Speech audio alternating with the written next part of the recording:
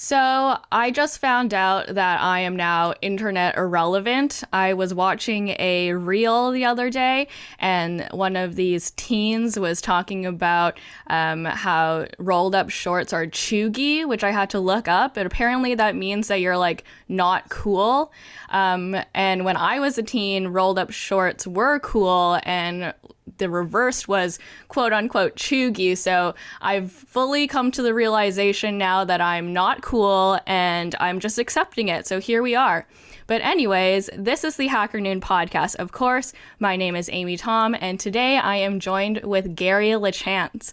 How are you doing today, Gary? Good. I didn't even realize that rolled up shorts existed. So. Yeah, well, they do. Did you know about chuggy?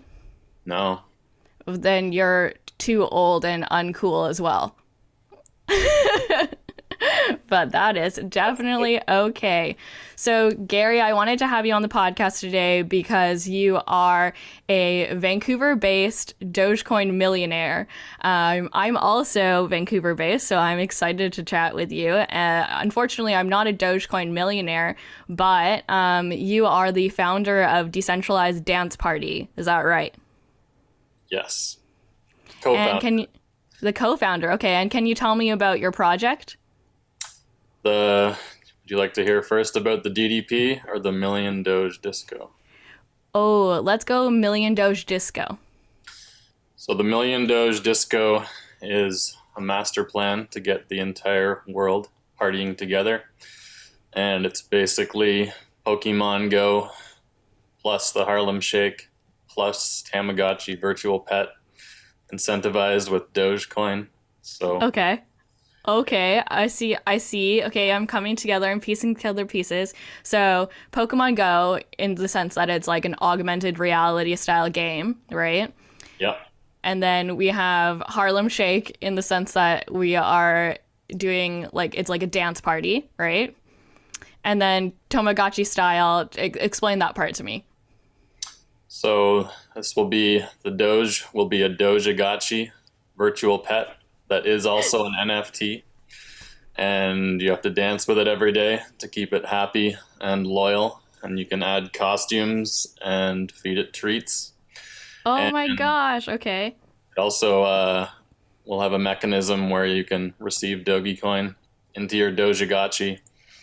And yeah, you'll be able to withdraw the balance and send it to other people that hold Dogecoins. And the goal is to incentivize a giant global dance party that will go forever.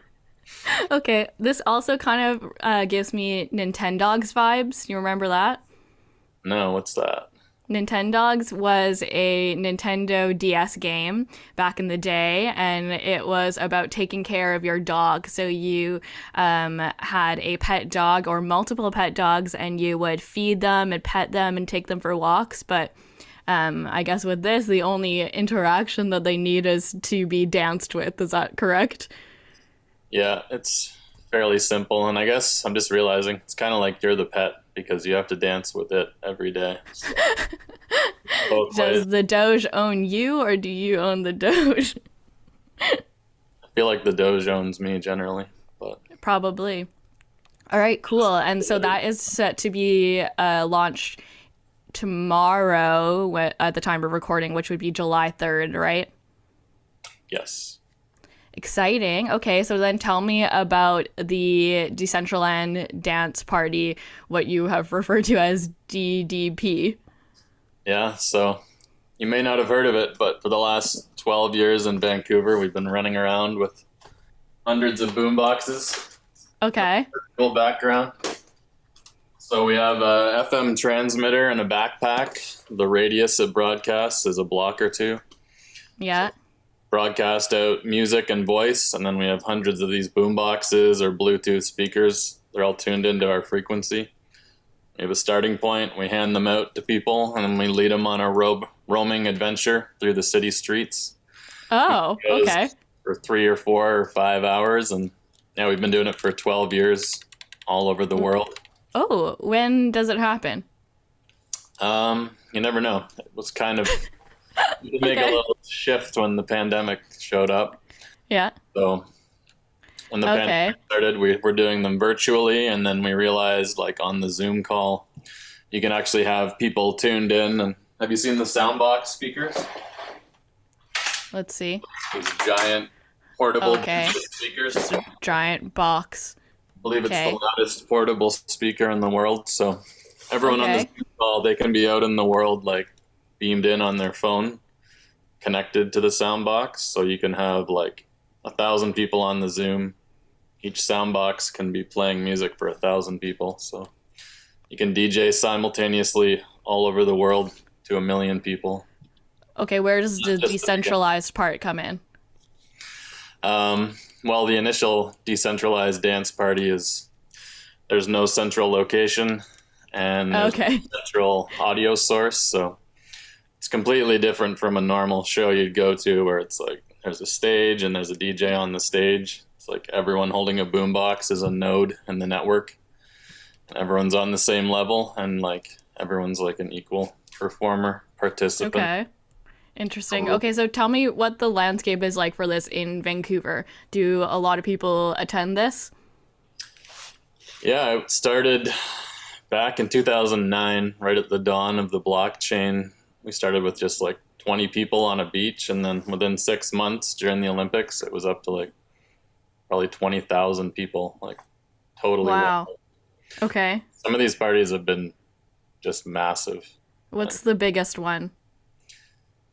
I think the Olympics, I mean, it's kind of hard to gauge because a lot of people were there because of the Olympics, but there was one we did 2011. It ended up being like a blizzard. It was totally crazy in Vancouver again. And they said, the paper said it was like 20,000 people showed up. So that's Wow, like okay. bigger than, like, it stops being fun for us at that point. The good Right, size is yeah. like maybe 500 people. It's hard to manage. Okay, so how did this come to be? The DDP or the Yeah. Million Doge Disco? Let's go. Yeah, Let's we start were with DDP. Me and best friend Tom, we started this thing. We call it Tom and Gary's Decentralized Dance Party. And yeah, we grew up in a small town. It was pretty wild. And then we moved to Vancouver and found things were a little boring. So we just started running around in ridiculous costumes with a boombox at night, just one boombox. And then we were out doing Wait. You moved from a small town and then decided Vancouver was too boring. I mean, we found ways to have fun. The small town, like Okay. crazy hillbilly town. So Where did you grow up? there's this place called Huntsville, Ontario. Oh, okay. All right. 15,000 people. Okay, so you're from the East Coast. Yeah. And then you moved over to Vancouver, thought it was too boring, started a decentralized dance party. Okay. Yeah, I mean, I think it's changed a lot. When we first moved here, it was like no fun Vancouver or no fun Yeah. city. Like that was like the tag. I think that's kind of died off. Like I think A little. the fun has emerged. But yeah, But I just can't imagine that a small town in Canada would be more fun than Vancouver. man, we had a lot of fun. Like we didn't realize it growing up, but like once we started like going out in the world, people were like you guys are crazy. Like this is Yeah.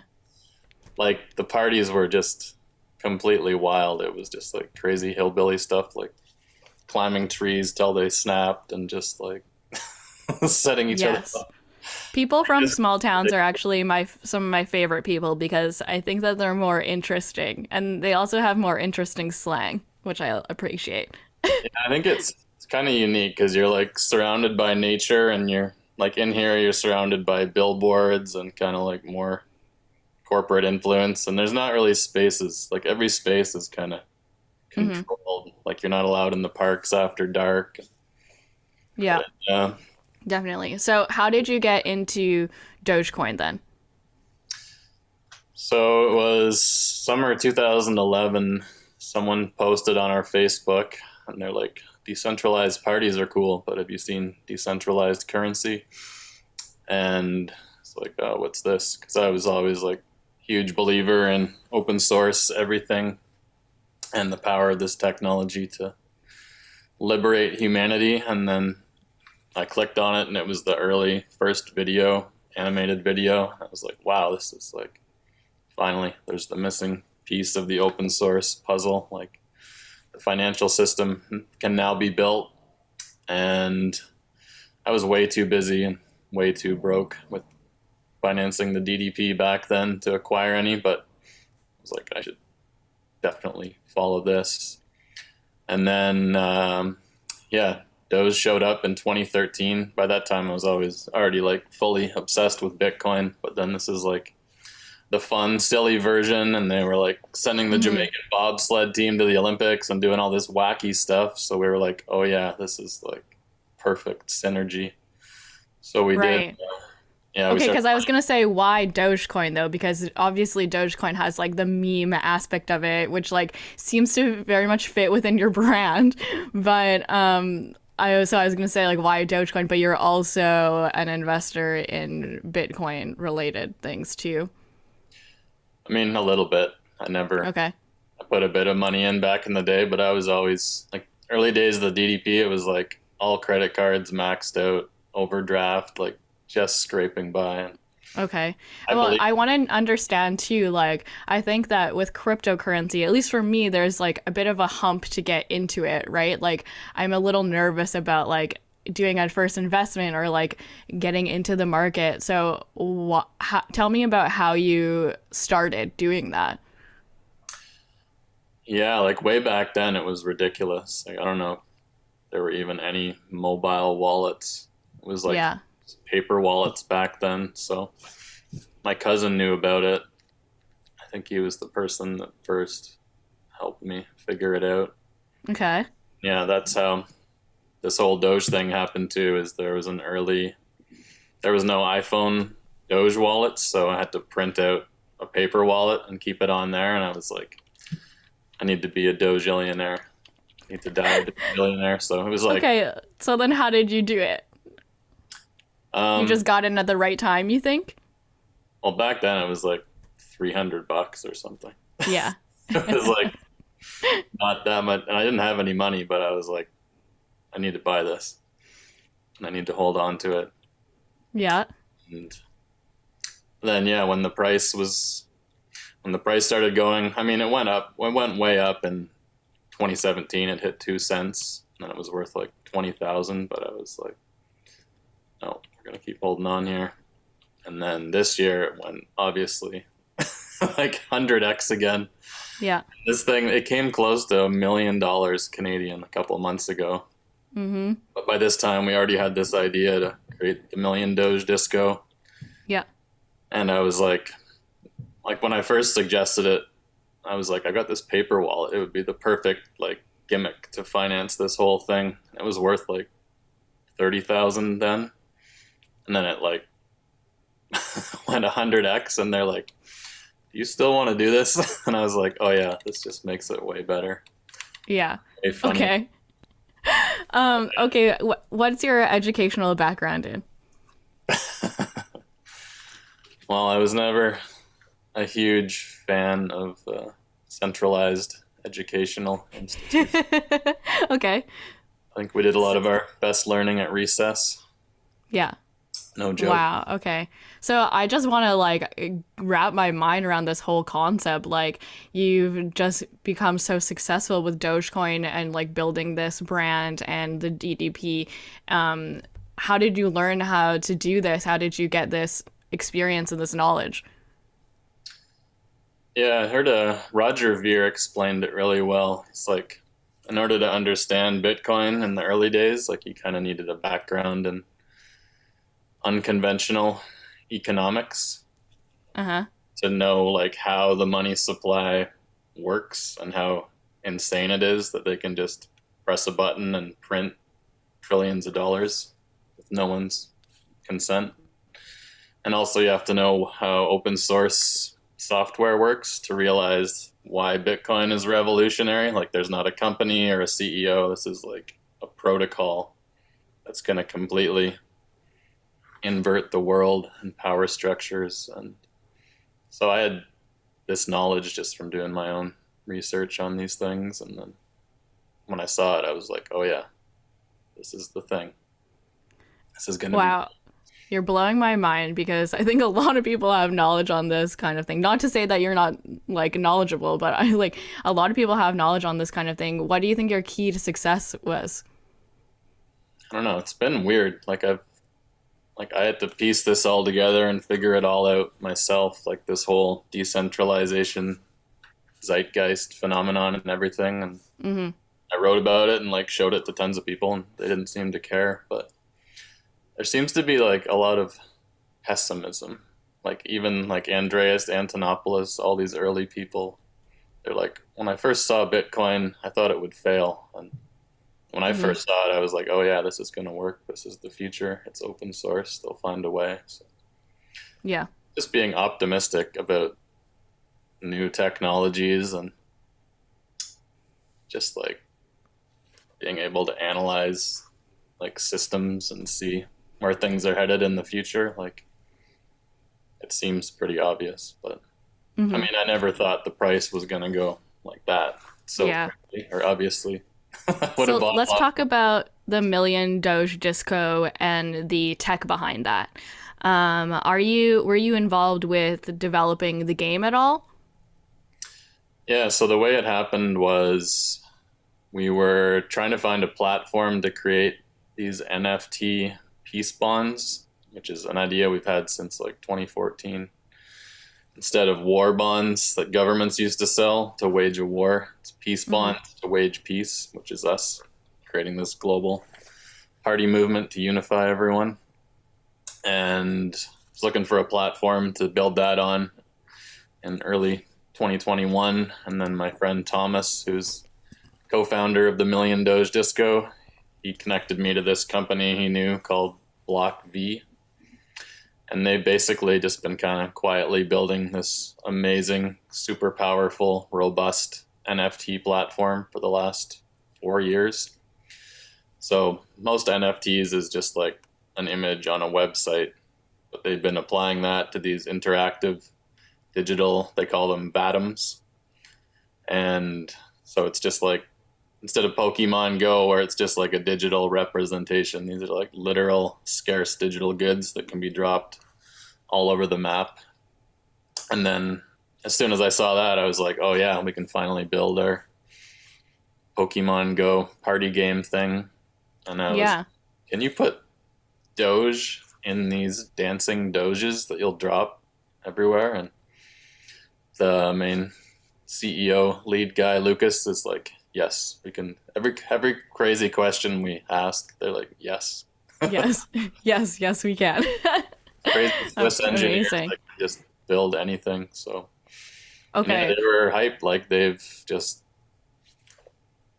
donated the development time to build this thing because they think it's an awesome showcase for this idea. So it's just a bunch of crazy people coming together to unify and build this thing.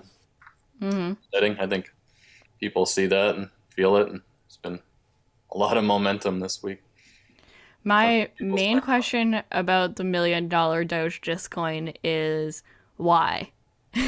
Like, what is your motivation behind creating it? The entire thing? Yeah. Well, yeah, like starting out with the DDP, we were just like, this is going to be awesome. Like, this will be a cool party. But then we realized pretty quick that, like, just the interactions we've seen between people are, like, mind-blowing. Like, nothing like this has ever really existed. Where it's like a roaming party with all these nodes in the street with all these like, only positive intentions behind it. There's no profit-seeking intentions. It's just, like, bringing people together and setting them free. Right. So okay, help me wrap my mind around this, like the non-profit seeking aspect of this. Like, I don't understand why. For me, just for like good dance party. Yeah, I mean, for me, I don't really like to use the word artist, but for me, it's all about like the creation, and the essence of that is the integrity behind it. So for me, it wasn't ever about like, how can we make a profit doing this? It's how can we keep it going as this magical, beautiful thing that doesn't have any ulterior motives behind it. Yeah. And it's hard, like a normal festival or a nightclub, like they have to pay their rent, they have to do all this stuff. We're kind of in this zone where with a little bit of money, we can keep it going and a lot of dedication.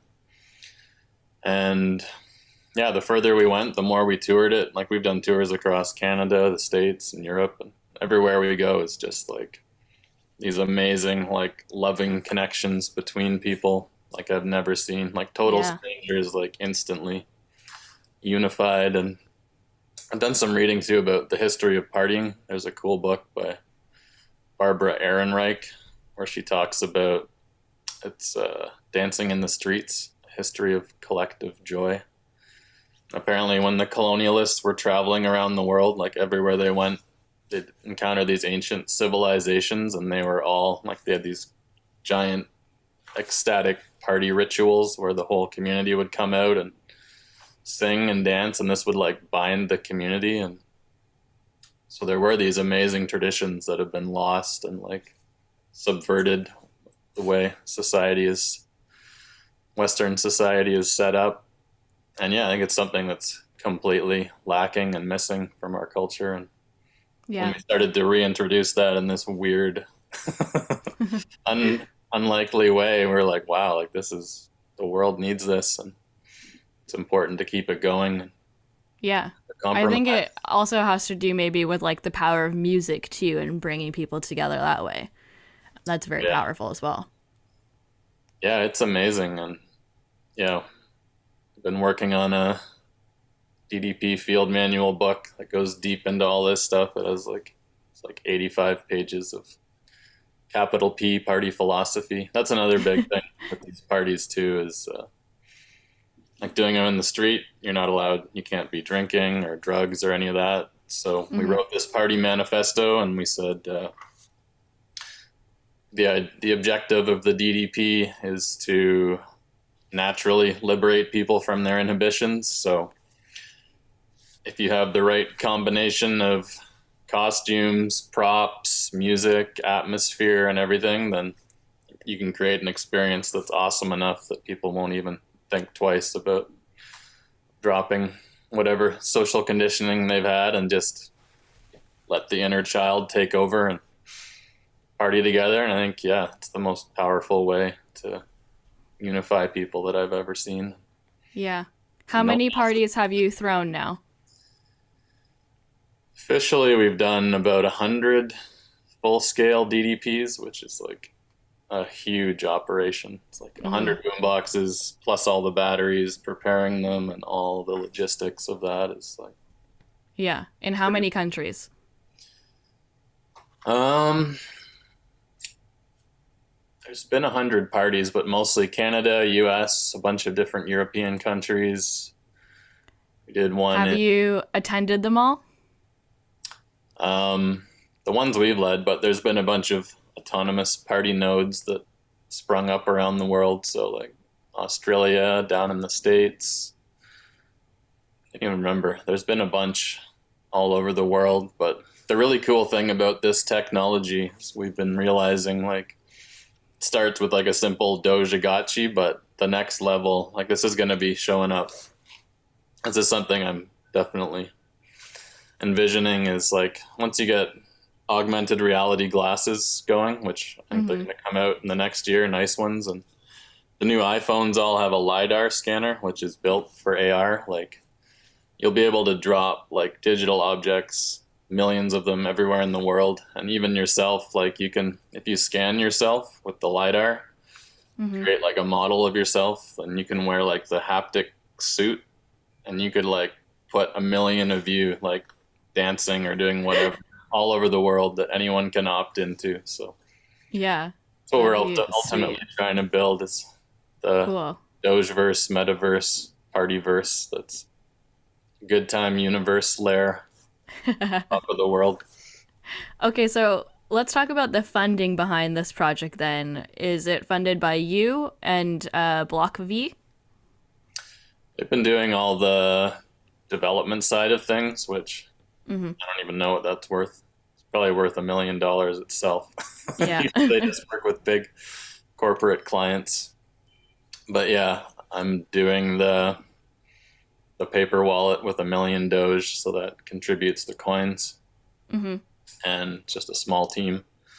So some other Doge has paid for that over these few months to get it off the ground, and then we'll be figuring out exactly how to monetize things without compromising any of the values of the magic. And we're hoping, I mean, there's tons of people in the Doge community that have done well this year. And I think once they see what we're doing, they'll want to donate. And that's the idea too, is to have give anyone the ability to like make it rain Doge anywhere in the world and just like give to each other. And are you familiar with Do Only Good Every Day, DOGE? Yes. Yeah. So we're very inspired by that. And I mean, it doesn't just have to be a party. It could be like beach cleanups or any kind of doing only good action. So it's a way to instantly like reward people around the world for doing something awesome. Yeah. And yeah, we're not trying to over engineer it at this point. Just creating a simple, fun thing, seeing where it is. DDP your full-time job? It hasn't really turned a profit over the years, so yeah, I've had many other side hustles and things to keep things. What do you do? Well, lately there's been enough with crypto to pay the rent and keep things online, but I live a pretty simple lifestyle. Some people have been generous with donations over the last few years. That has helped out. Yeah, I did some other stuff. Ran an Airbnb, used to fix and sell bicycles, but yeah, it's crazy. Like in the early days, I was so broke, but you just have to like all I drank was water. So you cut out all the other stuff you drink, you're saving hundreds of dollars. I never owned a car, so I was just using like Zip cars or whatever. I'd make all my food at home, so you save a ton of money not going out to restaurants. And yeah, always had roommates to save money. So even in a very expensive city, I was able to like. Yeah, Vancouver is expensive to live hard in. On the DDP. Yeah. Yeah, there's always ways if you get creative and cut out. And like, I don't buy real clothing. It's just like costumes or whatever. Okay, so is this how you dress on a daily basis? I don't always wear the tiger pads to bed, but always trying to do something funny and amusing. Have you seen the jammy packs yet? No, let's see.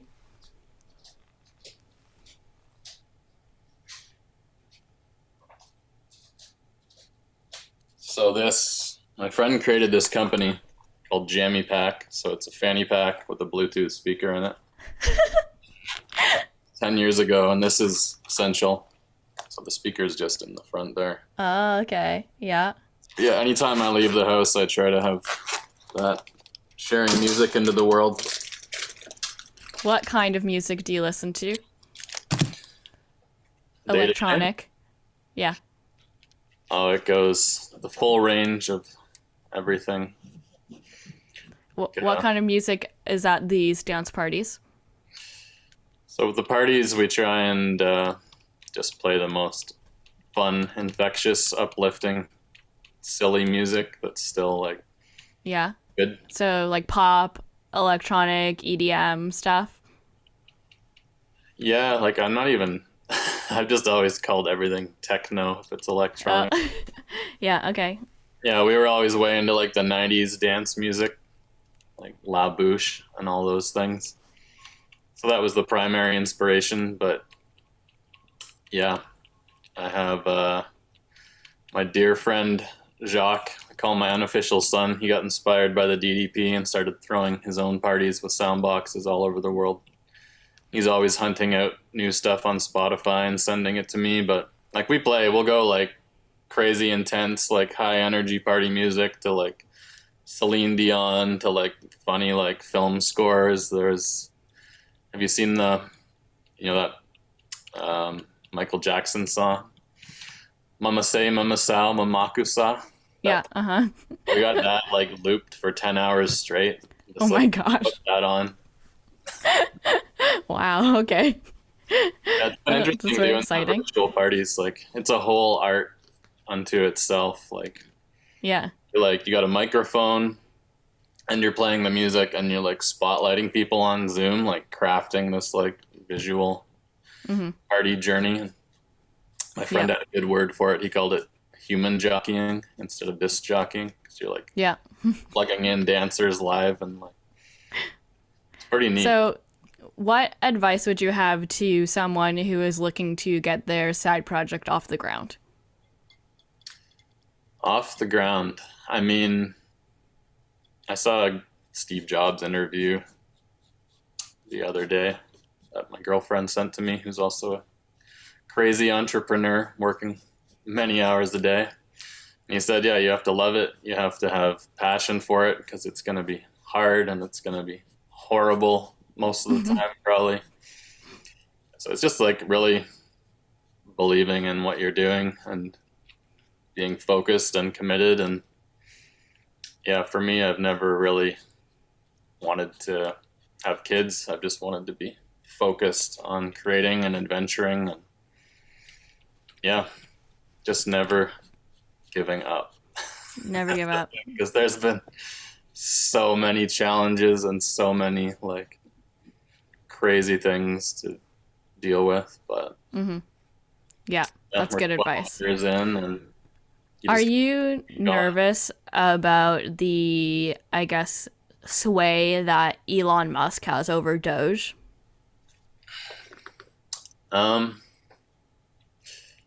Yeah, I mean, it sort of centralizes things in a sense. Mm-hmm. Like, he could, if he disavowed the Doge, which I don't think he will, the price would crash. But Yeah. with Doge, like, the community is just so strong and so devoted that, like, doesn't matter. Like, Doge is still here after 7 years, made it through. You don't think that if he, yeah, like what if he says that, yeah, what if he disavows it? What if he says that it's not liable or it's not a good investment anymore? I have no idea. Or says something like, you remember how he did the SNL skit and then like it tanked a little bit because people are like, what the fuck? Does that make you nervous about the like business platform that you've built? Or I mean, I've been a believer in the Doge since we first met in 2013. We're going to find a way no matter what. And yeah, I think okay. my assessment of Elon is he's like as obsessed as I am with Doge. So Yeah. I think once you're hooked, like you don't walk away from the Doge. Okay, let's talk about the Doge community a little bit then. Tell me what it's like. Because I'm not like, I don't think I'm very that familiar with the Doge community. Yeah, I mean, I'm still getting familiarized. We kind of had our own weird Doge DDP niche. I guess there's like 7 years of history, but yeah, like we put up a sign up form on our website where it's like, would you like to help out? Just tell us how.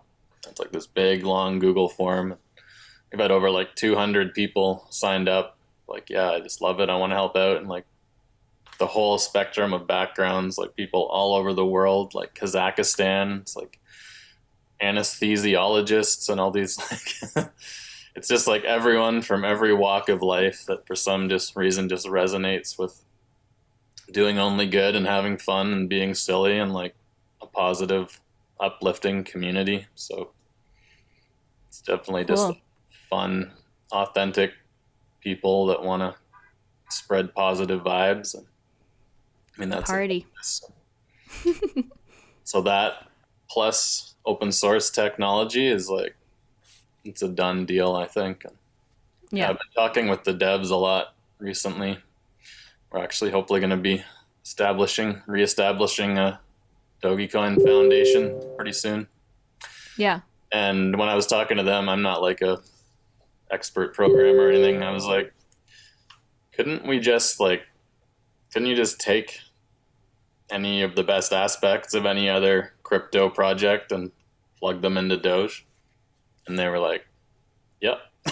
So, like, Doge is the most beloved meme of all time. If it's not already, it will soon be the strongest brand in the world. So, it doesn't really That's a bold statement. I don't know about that. here. The strongest brand in the world? I mean, I'm in my own weird bubble. I think, like, religions are stronger brands. Yeah. I mean, like, Coca-Cola is a strong brand, but no one, like, will organize a festival for it or, like, volunteer That's true. hundreds of hours to help. Like, this is this organic, self-perpetuating ecosystem of people that are fired up. So, The diehard fans. and I think they're mostly pretty clever. So they can build stuff and they figure out how to network and organize. I have a question. What do you think is the demographic of Doge supporters? Seems to be the whole spectrum. Like, it doesn't matter politics, right or left, young or, I mean, if you're really old, you're probably not up on crypto Just things. But in general, yeah. kids love it. And we've given out like thousands and thousands of Doge stickers. And, like, everyone I give them to just resonates. And, yeah, you see like rappers, basketball players, like all these celebrities. Like, it's actually cool.